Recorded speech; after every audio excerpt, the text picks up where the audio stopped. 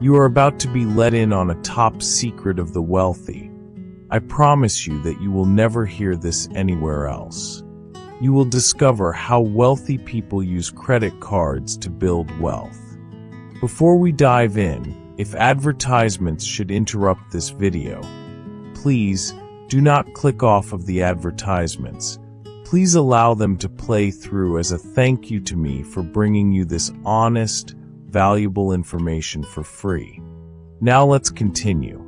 You've probably heard the phrase, rich people don't use credit cards the way everyone else does.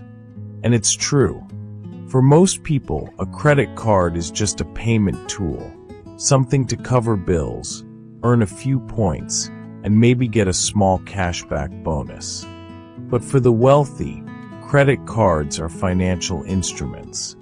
They use them to generate leverage, access capital, build assets, and even create tax-efficient cash flow. Today, we're going to break down exactly how that works. How the wealthy use credit strategically to multiply their wealth, while most people get buried in debt. And by the end of this video, you'll understand why a single high-limit credit card can become a stepping stone toward financial independence, if you know how to use it the way the top 1% does. Let's start with the mindset. Wealthy people don't see credit as money to spend. They see it as money to deploy. That's the first big difference. While most people swipe their card to buy something that loses value, a vacation, new clothes, or gadgets, high-net-worth individuals use credit to buy income-producing assets. They use what's called strategic leverage. And that's not about carrying debt recklessly. It's about using credit temporarily, as a bridge to build wealth. Take an example. A wealthy investor might use a 0% APR business credit card to finance $50,000 in renovations on a rental property. Instead of draining their savings, they use the bank's money interest-free for 12 months. Once the property is rented, the income from tenants pays off the balance, while the investor keeps ownership of an appreciating asset. That's the first secret.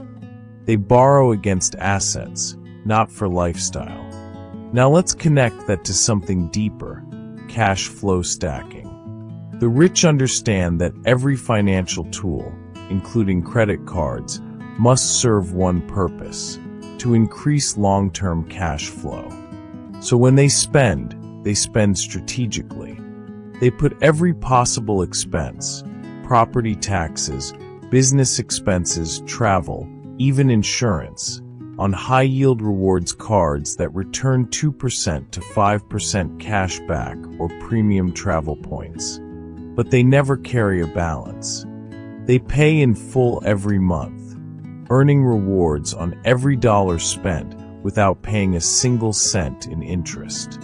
That's not debt. That's data leverage, using the credit system as a cash flow multiplier. Now, here's something most people don't realize. Wealthy people often have access to credit card tiers you've never heard of. We're talking about private banking cards, the kind issued by institutions like JP Morgan Private Bank or American Express Centurion. These aren't just status symbols, they're liquidity tools. They offer ultra-high limits, often tied to investment portfolios, allowing the holder to deploy large sums for short-term opportunities. Let's say an investor needs $150,000 to acquire a piece of land that's about to appreciate after a zoning change. Instead of liquidating their stocks and triggering capital gains taxes, they use their private banking credit line, secure the property, and repay it later with profit from the deal. That's the power of credit as a financial shield. But it goes beyond that. The wealthy also use credit to build relationships with banks, not just credit scores. When they manage multiple high-limit cards responsibly, They're signaling to financial institutions that they're low-risk, high-value clients. That leads to private lending opportunities, custom business lines of credit, and access to insider-level investment products. This is how the wealthy build an invisible financial network, where good credit behavior opens the door to capital, and that capital opens the door to wealth creation. Now, let's talk about something crucial: credit utilization management. While most people think credit utilization is just a number, wealthy individuals treat it like a lever. They never use more than 10% to 15% of their total available credit. Not because they can't, but because they understand that credit utilization directly impacts their FICO and business credit scores. Those scores determine how much leverage they can access later, at what rates, and on what terms. So, every swipe of the card is strategic. Every payment is timed. And every dollar spent has a return attached to it, whether it's cash flow, rewards, or relationship equity with the bank. Now let's move into a powerful concept: turning credit into capital. This is where wealthy individuals separate themselves from everyone else. They use credit to access cheap money, and then reinvest that money into high-yield vehicles. Example? Imagine you have a 0% APR offer for 18 months on a $100,000 business card. You could withdraw that $100,000, invest it into short-term private lending, real estate crowdfunding, or even high-dividend equities yielding 7 to 8%. If you earn $8,000 in returns while paying zero interest, that's pure profit generated from strategic credit allocation. The key here is discipline and timing. The wealthy don't gamble with borrowed money, they arbitrage it. They use predictable, income-backed assets to pay off their lines before interest ever accrues. And here's something even more powerful: credit card stacking for business leverage.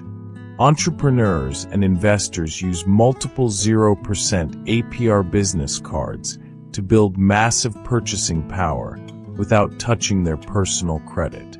They might combine 4 to 5 cards with $50,000 limits each, creating a $250,000 capital pool to scale their business, acquire equipment, or fund marketing campaigns. No equity dilution. No bank loan, just smart leverage. And because business credit operates separately, their personal score remains untouched. Over time, this builds an entire credit ecosystem that supports expansion, acquisition, and passive income generation. It's how ordinary entrepreneurs become financially sovereign. Now let's talk about tax optimization, because this is where the truly wealthy play the long game. Wealthy individuals often use their credit cards to pay for deductible expenses, travel, office equipment, training, business dinners, all while earning rewards. They then categorize those transactions for business write-offs, reducing their taxable income while collecting valuable travel miles or cashback. That's a dual yield, one from tax efficiency, another from credit rewards. And it adds up, especially when their annual spending crosses 6 or 7 figures. Imagine spending $200,000 on business operations through a card that earns 2% cashback. That's $4,000 in tax-free rewards, plus thousands more in deductions. The average person loses that opportunity because they see credit as consumption. The wealthy see it as optimization. Let's move to one of the biggest secrets: asset protection through liquidity management. When markets become volatile, the wealthy don't liquidate their portfolios in panic. They use credit lines and premium cards as short-term liquidity buffers, covering expenses without selling assets. Why? Because selling assets during a downturn locks in losses. Using credit preserves their positions, allowing their investments to recover in value while they manage cash flow through temporary leverage. It's a defensive move, and it's one of the smartest plays in wealth preservation. When you understand that, you start to realize that credit isn't dangerous. Poor money management is. Credit itself is neutral. It becomes powerful or destructive based on how you use it. And here's where everything comes full circle. Wealthy people don't get rich from credit cards. They get rich from how they think about money. They view every credit decision as part of a broader wealth strategy to protect capital, multiply assets, and stay liquid. They see the financial system not as an obstacle, but as a toolkit. So, the next time you see someone swipe a premium metal card, remember this. You're not looking at spending power. You're looking at financial strategy in motion. It's a mindset that says, I don't use money, money works for me.